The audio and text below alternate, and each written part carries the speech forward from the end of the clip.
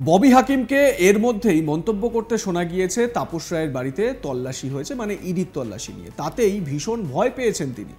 তার পাল্টা ববি হাকিমকে চ্যালেঞ্জ জানালেন তাপস রায়। সেই প্রসঙ্গেই সুদীপ বন্দ্যোপাধ্যায়কে ফের আক্রমণের ফলায় ফেললেন। স্পষ্ট বললেন, আমার বাড়িতে ইডি ঢুকিয়েছে সুদীপ ব্যানার্জি। ববিকে এক হাত নিয়ে তাপস বলেন, ববির বাড়িতে কবার তল্লাশি হয়েছে ইডি সিবিআই এর? ববিকে চ্যালেঞ্জ জানাচ্ছি, বলুক আমার বাড়িতে ইডি কে ঢুকিয়েছে। ইডি ঢুকিয়েছে সুদীপ ব্যানার্জি। ব্যর্থহীন ভাষায় আরো একবার স্পষ্ট করলেন তাপস রায়, যিনি কলকাতা উত্তরের বিজেপি প্রার্থী। শুনুন। আচ্ছা, ববির বাড়িতে কতবার তল্লাশি হয়েছে সিবিআই? এক। দুই হচ্ছে যে ববিকে আমি চ্যালেঞ্জ জানাচ্ছি যে আমি 13 বছরে এই সরকার ছিল, আমি 13 বছর এমএলএ ছিলাম, মন্ত্রীও ছিলাম 2.5 বছর, ডেপুটি চিফ হুইপ ছিলাম। চ্যালেঞ্জ করছি, ওই যে বলেছে না ওয়াশিং মেশিন ইডি ঢুকেছে, বলুক আমার বাড়িতে ইডি কে ঢুকিয়েছে। আর পার্টি চুপ ছিল। ইডি ঢুকিয়েছে সুদীপ ব্যানার্জি, আর মমতা ব্যানার্জি শেখ শাহজাহানের পাশে দাঁড়িয়েছে। তাপস রায়ের একটা কথা বলেনি। ববির বাড়ির ইডি নিয়ে কথা বলেছে, ববির বউয়ের রান্নাঘর নিয়ে কথা বলেছে। আমারও একটা স্ত্রী আছে বা ছিল, তারও একটা রান্নাঘর ছিল। তো সুতরাং এটা সাবস্টেন্সিয়েট করে যে পার্টির থেকে এটা করানো হয়েছিল, তাই পার্টি পাশে দাঁড়ায়নি। এক। দুই হচ্ছে যে ববি এই সমস্ত কথা যেন না বলে, আর ভেবে চিনতে যেন বলে। ববিকে নমিনেশন না দেওয়ার জন্য কারা না কারা মমতা ব্যানার্জির বাড়িতে কে বাজিয়েছিল, অত অসভ্য ঢিল মেরেছিল কে? দুই, এই যখন নারদা নিয়ে কেস হয় এবং জিজ্ঞাসাবাদ হয়, তখন শুভেন্দুর রেফারেন্স দিয়েছিল এই ববি। শুভেন্দু রেফারেন্স দিয়েছিল, নিজের বেলা আটিসুটি, পরের বেলা দাঁত কপাটি। শুভেন্দুর রেফারেন্স দিয়ে অভিষেকের দিকে তীর দিয়েছিল, তীরটা ছিল অভিষেকের দিকে। এগুলো যেন ববি ভুলে না যায়। আর ববি আমার দেখা শোনা মেয়রদের মধ্যে মোস্ট অপদার্থ এবং ব্যর্থ মেয়র, যার কলকাতা ইতিহাস সম্বন্ধে, কলকাতার ভূগোল সম্বন্ধে, কলকাতার সংস্কৃতি সম্বন্ধে কোনো জ্ঞান নেই। এবং ওর সময় সবচেয়ে বেশি আনঅথরাইজ কনস্ট্রাকশন কলকাতার বুকে হয়েছে। গার্ডেন ডিচে ওর কেন্দ্র, ও মন্ত্রী, ও মেয়র, 12 জন রমজান মাসে মুসলমান মারা গেছে। এরপর বড় বড় কথা কোন মুখে বলে? ও তো আমার পরে গেছিল শুনলাম, সেটাও বোধহয় আমি যাওয়া শুনে। তাহলে ও কি ছবি তুলতে গেছিল, বা ওকে যারা ডেকেছিল, যদিও এমএলএ এমপি এখনো পর্যন্ত পৌঁছয়নি। তো সুতরাং কোনো কিছু কথা বলার আগে যেন ভাবনা চিন্তা করে বলে। আর আমার বিরুদ্ধে যদি ববির কাছে কেন, কারুর কাছে যদি কোনো দুর্নীতি সংক্রান্ত তাপস রায়ের ইনভলভমেন্ট থাকে, সেটা যেন এখনই সেটা প্রেস করে জানায়। বা ওদের অনেক এজেন্ট দালাল আছে ইডি সিবিআই, তাদের কাছে যেন কাগজ দিয়ে দেয়। এটা খুব দুঃখের এবং দুর্ভাগ্যের। অরূপের ভাই স্বরূপের বাড়িতেও ইনকাম ট্যাক্স গেছিল, সেটা নিয়েও মুখ্যমন্ত্রী বলেছিলেন।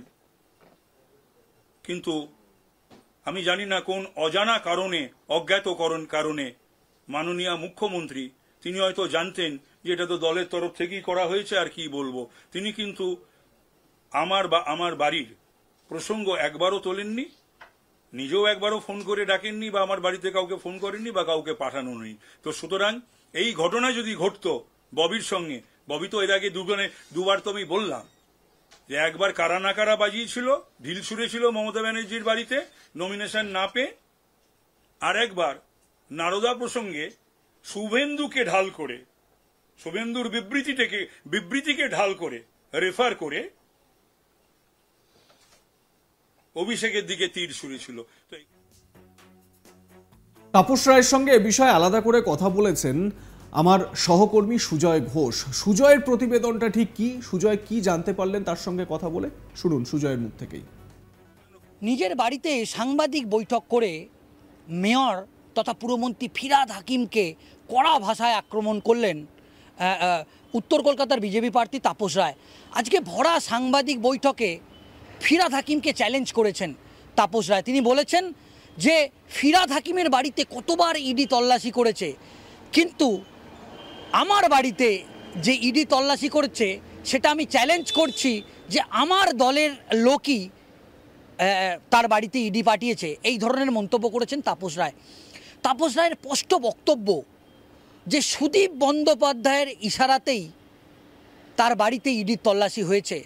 এবং আমরা দেখেছি সদ্য বিজেপিতে যোগ দেয়া বলা যেতে পারে উত্তর কলকাতার দাপুটে তৃণমূল নেতা তাপস রায় সাংগঠনিকভাবে অত্যন্ত দক্ষ।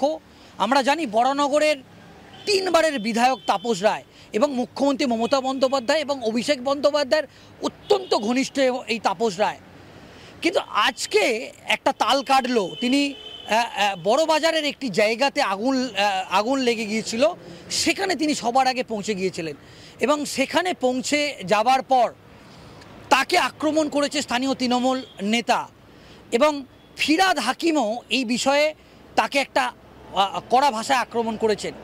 আর তার পাল্টা সাংবাদিক বৈঠক করে তাপস রায় যেটা একেবারে চ্যালেঞ্জ ছুড়ে দিয়েছে যে তার বাড়িতে ইডি তল্লাশি হবার পর মুখ্যমন্ত্রী মমতা বন্দ্যোপাধ্যায় এবং অভিষেক বন্দ্যোপাধ্যায় এবং তৃণমূলের কোনো শীর্ষস্থানীয় নেতা তার পাশে দাঁড়ায়নি। এবং তিনি চ্যালেঞ্জ করেছেন যে তার বাড়িতে ইডি পাঠিয়েছিল তার তৃণমূল কংগ্রেসের দলেরই সহকর্মী এবং উত্তর কলকাতার তৃণমূল কংগ্রেসের সাংসদ সুদীপ বন্দ্যোপাধ্যায়। সেজন্যেই